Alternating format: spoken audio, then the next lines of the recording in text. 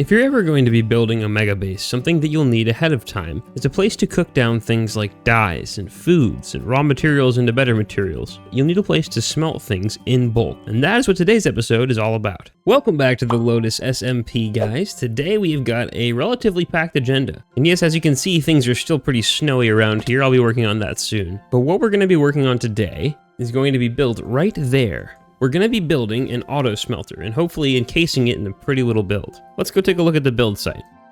Hello, stupid goat. I still hate you. Just wanted you to know that.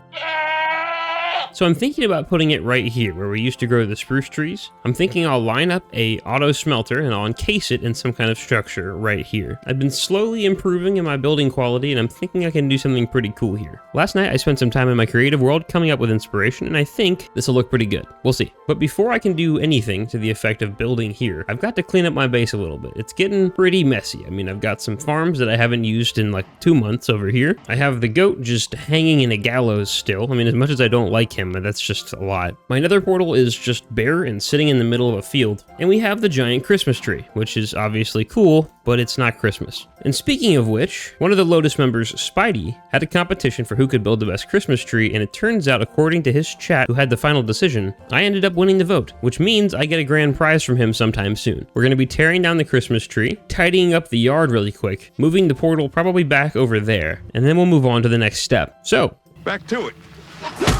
I'm thinking that underneath this tree, I'm going to put a feature here, maybe a pond. I'm thinking a pond will do. Something decorative. So it is time-lapse time.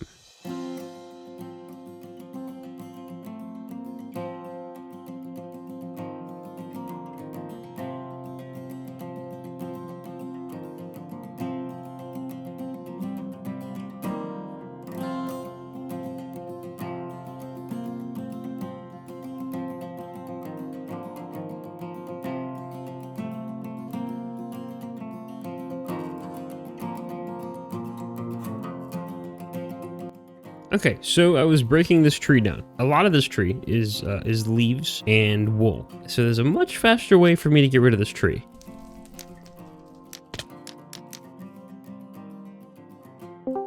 Hey Chespy, is fire spreading turned off? Yep.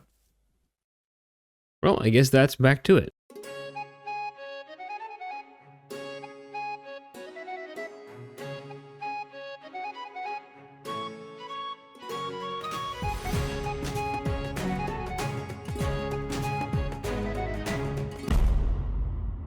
Okay, so everything's been cleared out, and I gotta say, it looks pretty nice out here being unchristmased. As much as I enjoyed the aesthetic of Christmas around here, I was ready for some change, and man, it looks pretty good. But yeah, as you can see over here, this looks pretty barren, and it's gonna need some love. So I'm thinking I'm gonna put a pond right here with some little features around the outside. Just a decorative little pond. Eventually, this whole area is gonna be one big theme, but for now, we need some little accents. So let's dig a little pond out right here, and then we'll move on the next step towards our goal for the episode, which is to build a super smelter building over there. Did I just see somebody up there? Oh, it's a goat. Oh, speaking of goats,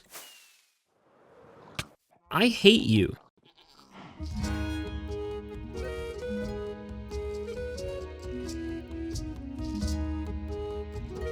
Okay, so we've gone ahead and cleared out everything that's down here that was not supposed to be here. So opened up a lot of space, cleared out the gardens, took down the tree, put in a pond, and I'm liking the pond. I really gotta say, this is nice. I haven't really explored much with water features here on Lotus, and I'm enjoying the way this looks. So, we have a structure to build over there, but I'm not quite ready to do that yet, and there's a reason for that. And that's because I haven't really explained to you why I'm building it in the first place. The Lotus SMP server for Season 2 has been open since September. That's my forehead. And I still haven't made a mega base. I know that I want to build one this season. I have some ideas for what I should do for one, but I'm very behind. I have a mushroom. Some people have castles, some people have temples, some people have giant replicas of massive tree bases from One Piece, and I have a mushroom forehead. But let me just show you a couple of these bases. Right here, we're looking at Squid's base, which has tons of structures and plans for many more, as you can see.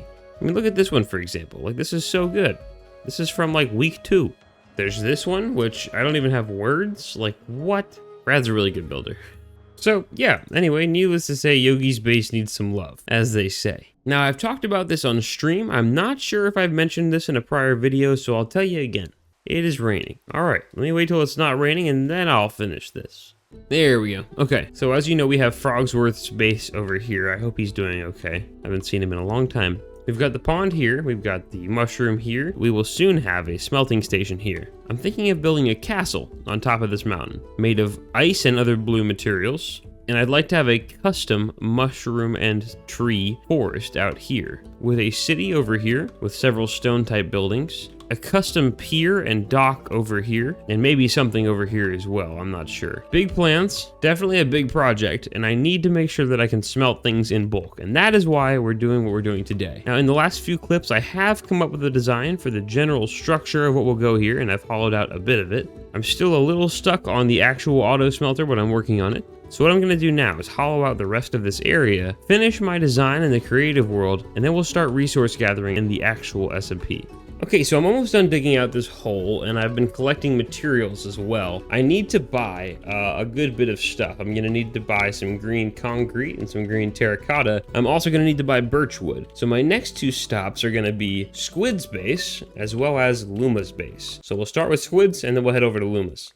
Okay, we've just touched down at We've just touched down at Squid's base, and we're gonna need a lot of green wool. Okay, so we need 2 stacks of green wool. It looks like, why is this so messed up? 1 diamond, 2 stacks? I think that's what that says. Why is that like this? Okay, 1 diamond, 2 stacks. Boom, boom. Slap that in there. Good to go. We also need concrete. Okay, we need 70 green concrete. 1 stack, 1 diamond, that's glass. There we go. Okay, now we're here at Luma's base, and it looks like it's been a minute since I've been here. A lot has changed. Over here is a wood shop, and I'm hoping that Luma sells birch here. I could be wrong. Moss blocks, oak, spruce, and birch log. 2 stacks for a diamond. Okay, I need like 3 stacks. So we'll just buy 4 stacks then. So boop, boop, boop, boop, boom, boom. Nailed it. Perfect, right? 2 stacks, yep, cool. Okay, I think that's everything we need to buy. Hopefully, probably. I'm also gonna need 2 observers, and I don't have any quartz. So I'm gonna fly my booty down into the actual nether and not out here on the roof and see if I can find some. Oh, whoa! What is happening down here? Well, here's some quartz. Just gonna snatch up all of these. Okay, that should be plenty. Now let's fly back up into the overworld. Okay, I think I have everything I need now, hopefully. I'll keep you posted, but for now I'll grab everything else that I can.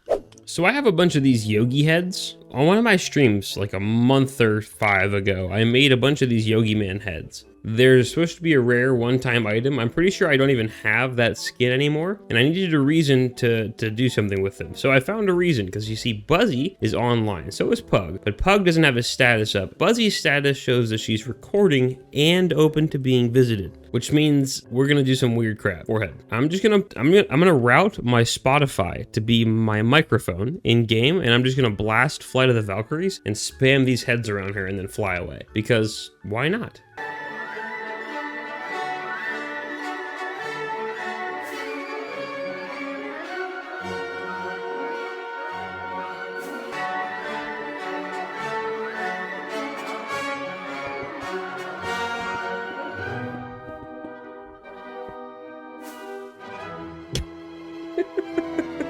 Hi. Yeah, I had no reason to do that. I just decided to do that because I saw that you were both recording and open, so I had to.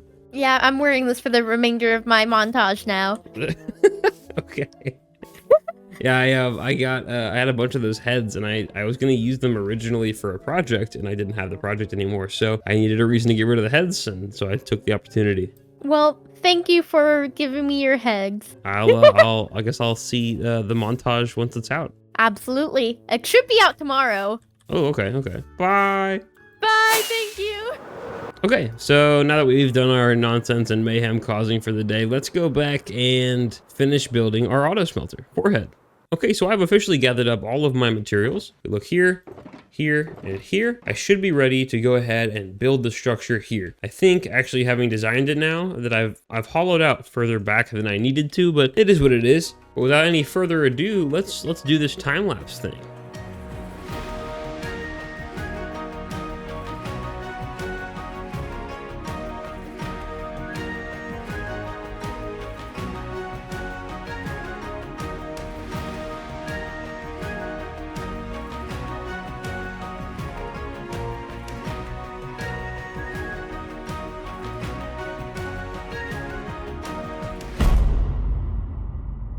Okay, so here it is in all of its beautiful splendor. I'd like to build a path like I did right here throughout the entire area, but for now it's just underneath the building. So the point of this was to give kind of an outdoorsy feel while still providing shelter from the weather. If we go through here under the archways, we can see I have kind of a magma like smelting area here. I should be able to actually test this. So let's grab some coal, which I should have in my chest. We'll grab something that we can cook up really quick.